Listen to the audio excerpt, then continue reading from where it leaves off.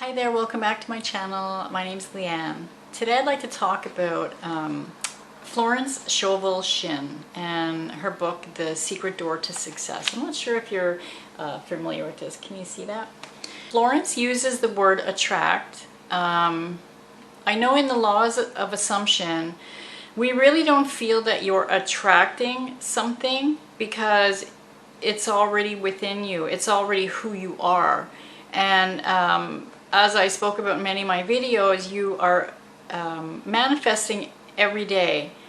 Just waking up, opening your eyes, you're manifesting everything. So you don't have to actually attract something, but I like the way she explains something here. So I'm just going to read a little bit of her book. So she says, you attract the things you give a great deal of thought to. So it's kind of like the same thing that I talk about, where I say that where you put your focus, that's what's going to show up for you. Only she uses the word attract, but it doesn't matter, you know, how you want to word it. It's still all the same kind of thing that we're talking about, is wherever your focus is, that's what you're going to get.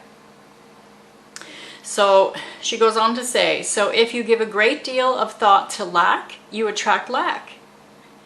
It's like they say, you know, in quantum physics, like attracts like, and it makes sense. So replace the words like with whatever you want, you know, so happiness attracts happiness. You might have even heard that saying, misery loves company. And it's true though. It's because if you're feeling in that state of being unhappy or angry, you're actually going to notice that a lot of people around you in your life are the same way. Misery attracts company, like attracts like. So if you give a great deal of thought to lack, you attract lack. If you give a great deal of thought to injustice, you attract more injustice. Joshua said, and it shall come to pass that when they make a long blast with the ram's horn, and when ye hear the sound of the trumpet, all the people shall shout with a great shout, and the wall of the city shall fall down flat, and the people shall ascend up, every man straight before him. The inner meaning of this story is the power of the word, your word, which dissolves obstacles and removes barriers. When the people shouted, the walls fell down. We find in folklore and fairy tales, which come down from legends founded on truth, the same idea. A word opens a door or cleaves a rock. That word is powerful.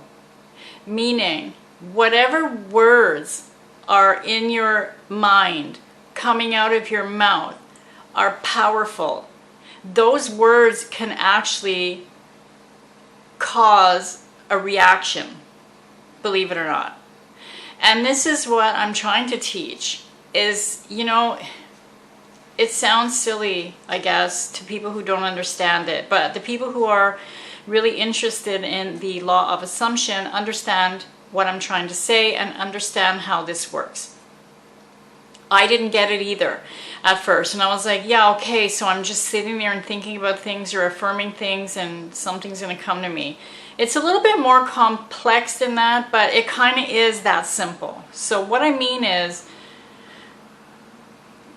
like, not just sitting there and saying the words robotically, you know, because you have to have that feeling. I know some people believe that you really don't have to have the feeling, but I will stick to it that, yeah, you will have that deep assumption somewhere down that you might not even feel that you actually believe it or feel it, but that feeling really is very important. That's what's going to get you what you want. And that may be what is delaying a lot of your manifestations, is because you're not feeling it, because you're just being a robot and just kind of having that desperate feeling still, you know, and that desperate feeling is lack, and that lack is going to give you more lack. Like attracts like, lack attracts lack.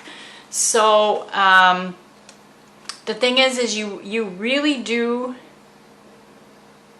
want to get into that feeling. And that's why when Neville talks about SATs, I really believe that that is an important key.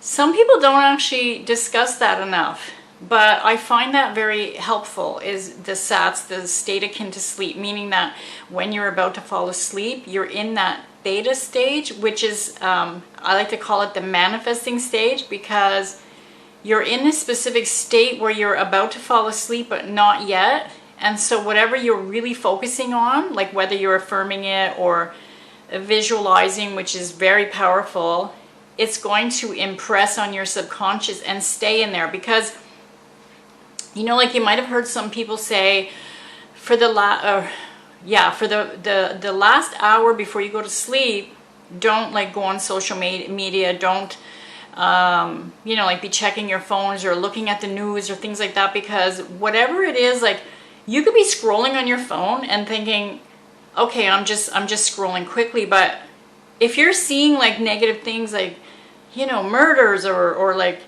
you know, animals being hurt, or just whatever it is, angry, or people in a bad state, or, you know, posting negative stories on their Facebook page or whatever, your subconscious is absorbing all of that.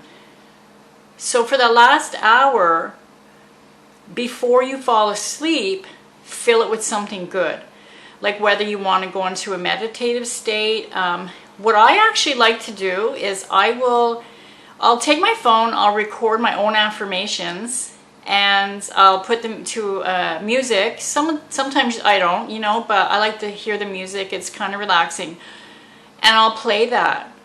And I'll fall asleep to it. And then I'll end up, you know, usually waking up in the middle of the night, and then my affirmations had stopped. But you know, you can actually there's some apps out there where you can even loop it like for hours and hours.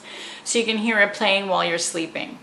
But anyways, yeah, so if you're in that theta state where you're very sleepy and you're filling it with positive things, positive thoughts, positive feelings, that's going to stay with you through that, you know, whatever amount of hours you're sleeping.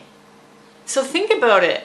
All of those hours, you're impressing whatever it was in that last hour onto your subconscious. So it's better to put it, feed it with really positive stuff instead of negative stuff. You don't want to feed it with, you know, all these negative stories that are out there. And I get it. It's your reality that you're seeing. But right now it's like, no, you don't want to stick that in your head, because really the reality is in your head.